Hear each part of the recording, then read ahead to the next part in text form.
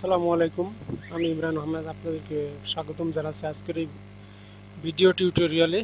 তো আমি আজকে আপনাদের সঙ্গে আলোচনা করব হার্ড ডিস্কের কিভাবে যত্ন নিতে হয়। তার কারণ আমরা যে কম্পিউটারটি ইউজ করি, তো সেই কম্পিউটারের গুরুত্বপূর্ণ একটি অংশ হচ্ছে হার্ড ডিস্ক, যেটায় আমাদের যাবতীয় ফাইল পত্র জমা থাকে। তো সেটা যে কোনো মুহূর্তে ক্র্যাশ খেতে পারে, যার ফলে আমরা গুরুত্বপূর্ণ তথ্য হারাতে পারি। তো চলুন সে হার্ড ডিস্কের কীভাবে যত্ন নেওয়া যায়। তো সর্বপ্রথম হার্ড ডিস্কের জন্য উপকারী যে কাজটি, সেটা হচ্ছে ডিস্ক ডিফ্রাগমেন্ট করা। তো ডিফ্রাগমেন্ট কিভাবে করা যায়, তো চলুন এখানে আমি স্টার্ট বাটনে ক্লিক করে এখানে যে সার্চ বক্স আছে এখানে আমি টাইপ করি ডিস্ক। ডিস্ক লিখলেই দেখেন এখানে প্রোগ্রাম বার এখানে শো করতেছে ডিস্ক ডিফ্রাগমেন্টার। তো ডিফ্রাগমেন্টারে আমি ক্লিক করার পরে এখানে দেখেন ডিস্ক ডিফ্রাগমেন্টার যে বক্স সেটা চলে আসছে। তো এখানে দেখেন আমার কম্পিউটারে যে ড্রাইভগুলো সবগুলো এখানে শো করতেছে। তো সর্বপ্রথম এখানে যে সি ড্রাইভ আমি এটি সিলেক্ট করে অ্যানালাইজ ডিস্কে ক্লিক দিব।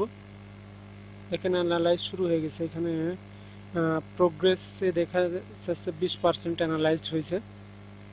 তো এখানে 100% যখন অ্যানালাইজ শেষ হবে, তারপর আমাদেরকে ডিস্ক ডিফ্রাগমেন্টে ক্লিক করতে হবে। যেমন এখানে আমার 20%,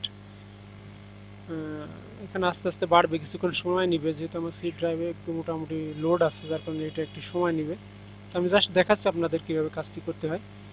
ধরুন 100% শেষ হয়ে গেছে অ্যানালাইজ। এবার আমাকে এই 100% শেষ হয়ে গেলে ডিফ্রাগমেন্ট ডিস্কে ক্লিক দিতে হবে। এটাও ডিফ্রাগমেন্টও এটা আস্তে আস্তে 100% শেষ হবে। তো এইভাবে আপনি পর্যায়ক্রমে প্রত্যেকটা ড্রাইভ এভাবেই কাজ করবেন।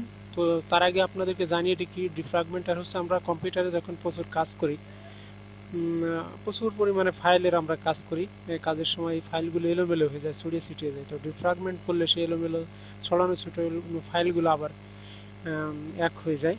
তো আর একটা বিষয় হচ্ছে হার্ড ডিস্কের যত্ন নেওয়ার জন্য, সেটা যদি আপনার কোনো ড্রাইভে বড় ভারী কোনো ফাইল থাকে, সেটা মাঝে মাঝে উলট পালট করে দিবেন। যদি ডি ড্রাইভে থাকে ওই ফাইলটা ই ড্রাইভে নেবেন, আবার ই ড্রাইভের ফাইলটা জি ড্রাইভে নেবে। এভাবে মাঝে মাঝে ড্রাইভের বড় বড় ফাইলগুলো এলোমেলো করে দিবেন। আর অপ্রয়োজনীয় কোনো ফাইল